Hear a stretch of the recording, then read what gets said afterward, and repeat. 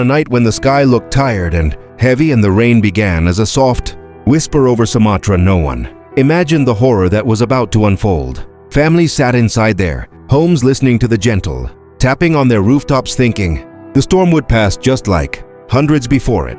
But deep inside the mountains, the danger was already alive quietly, waiting for the moment to strike.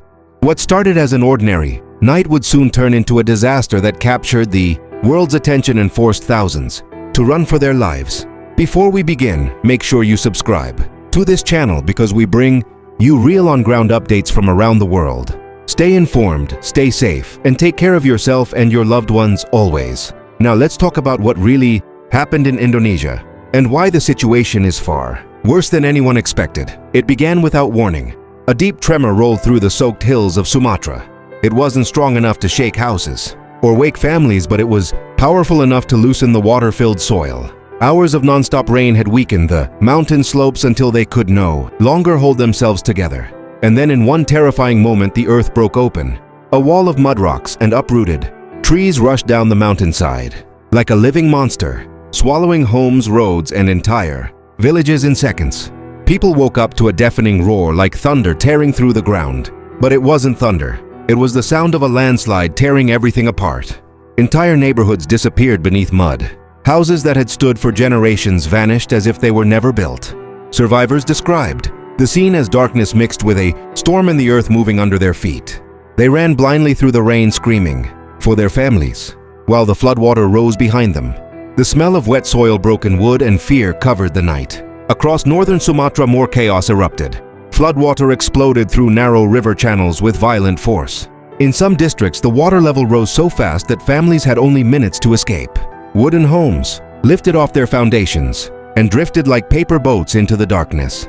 Cars flipped and spun like they were toys. Entire roads collapsed. Electricity poles snapped like dry sticks, leaving thousands in darkness. Rescue teams rushed into the region, but the destruction was everywhere. Heavy machinery got stuck in thick sludge. Ambulances couldn't reach several districts. Some rescuers had to crawl through mud using their hands to search for survivors. Many called it a battlefield made by nature. They dug through collapsed houses, listening to the cries of people trapped underneath. Every minute felt like a race against time.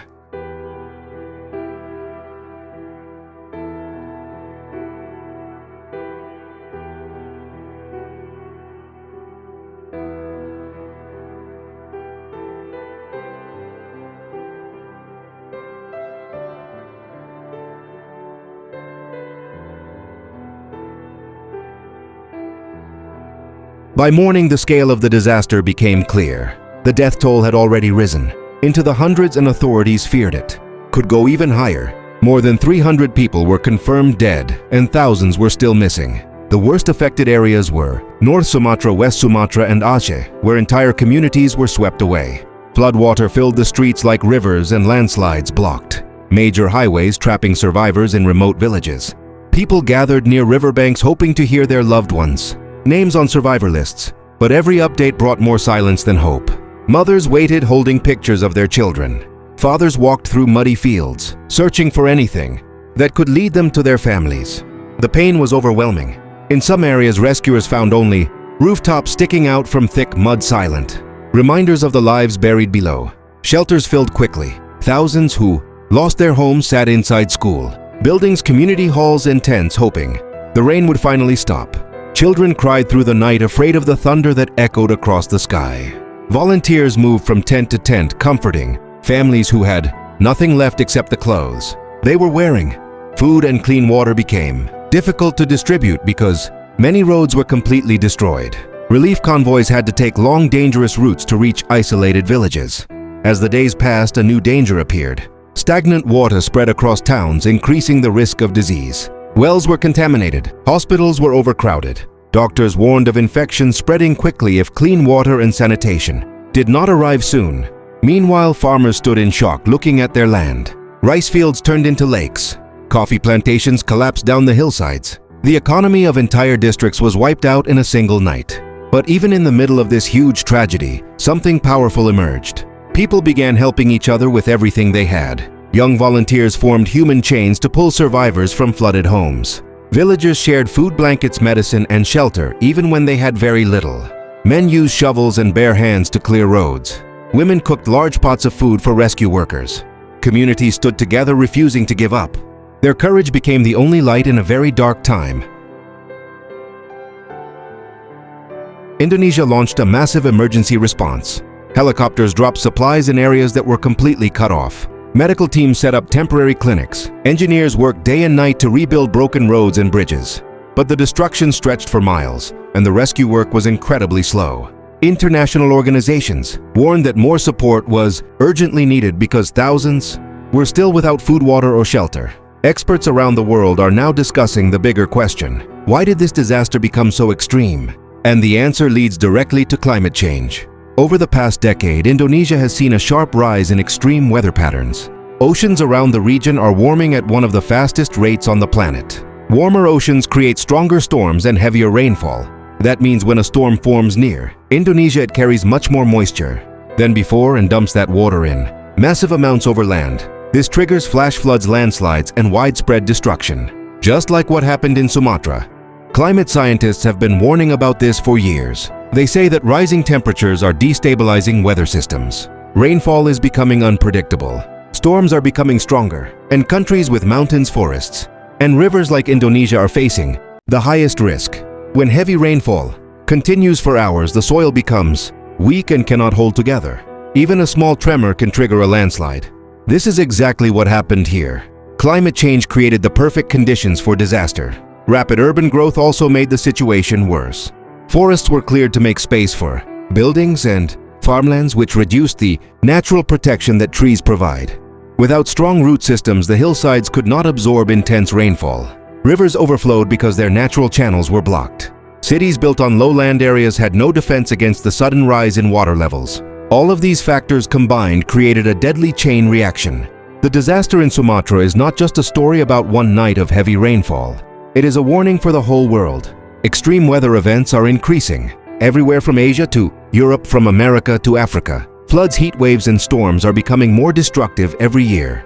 What happened in Indonesia could happen in many other countries if global temperatures continue to rise.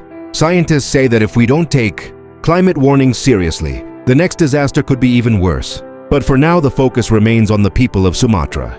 Despite losing everything, they have shown strength, courage, and unity. From clearing roads to sharing food, from rescuing strangers to protecting children, their spirit has become a symbol of hope. Nature may have destroyed homes, but it could not destroy the strength of the Indonesian people.